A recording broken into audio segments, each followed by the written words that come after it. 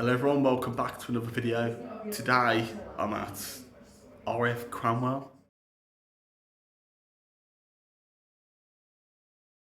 Currently in the recovery unit. I'm currently awaiting my appointment to go in and see what's wrong with the shoulder.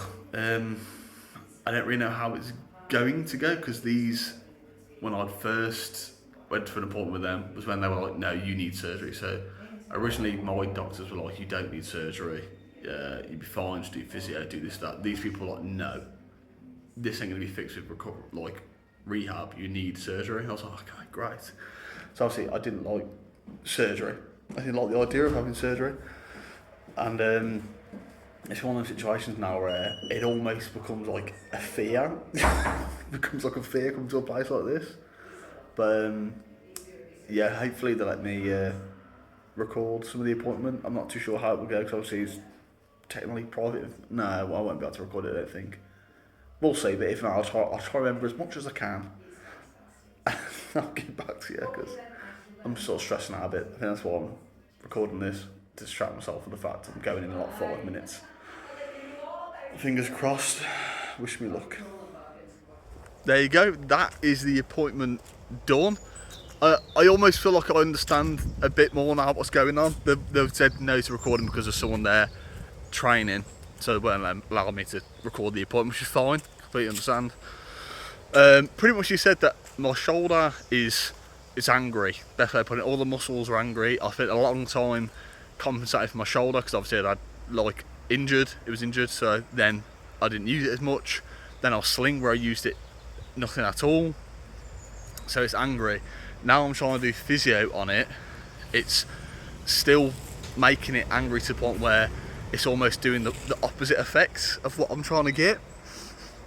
So it's pretty much said we're gonna try and reduce the amount of physio I'm doing really, and then start building up an almost different program. So playing floor on overhead, sorry. But they're gonna change the program so I can get to a certain point, and then they're gonna send me on 2 residential courses for physio. One which is here, RF Cranwell. Pretty much you stay here for 2 weeks and you do phys, and you're looked after by the best physios. And then you've got one at Stamford Hall. For those who don't know, I did a video on it previously where I went for my scan.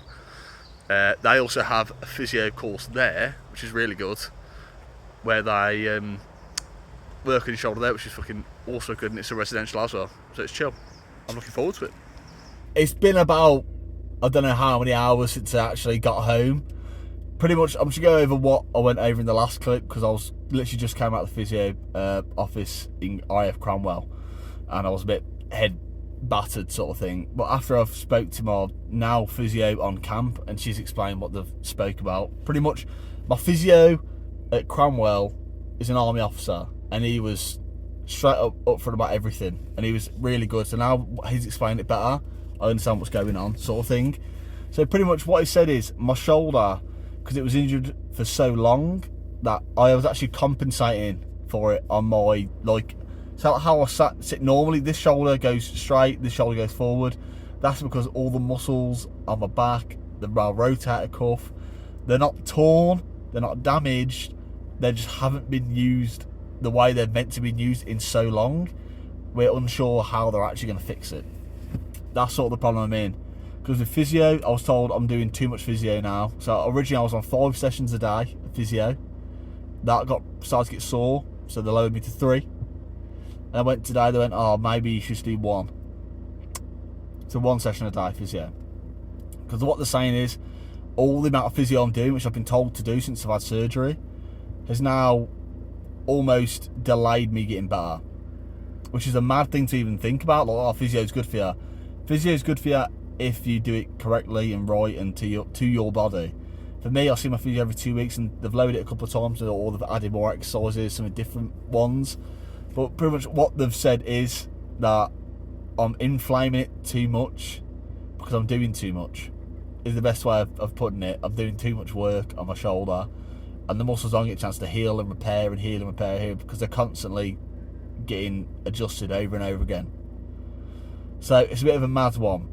But what they said about it is pretty much lower the amount of physio I'm doing, so I get a chance to heal and actually start to progress. Because at the minute, the way he explains to me, like, I can punch forward with not a lot of power, I can go to the side, not a lot of power, I can go to the other side, not a lot of power. Going back, there isn't, like, the muscles to actually go, like, put my arm behind my back, I can't currently do it because of my surgery and previous injuries.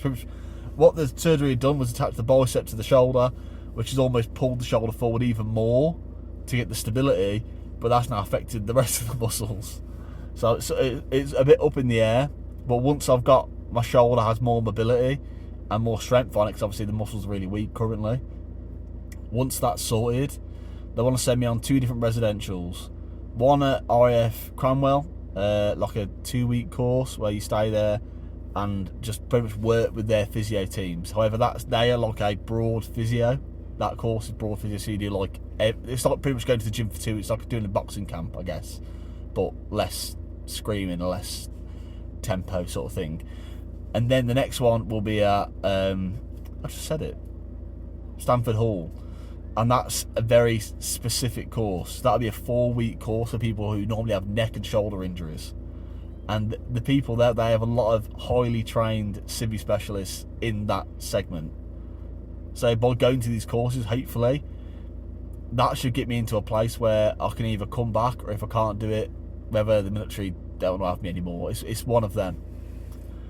But once I've got them done, physio pushed along, do my courses, like my battle back course down Lillishall, and my other course, I can't remember the name of it, but that'll be down in Catterick at Phoenix House.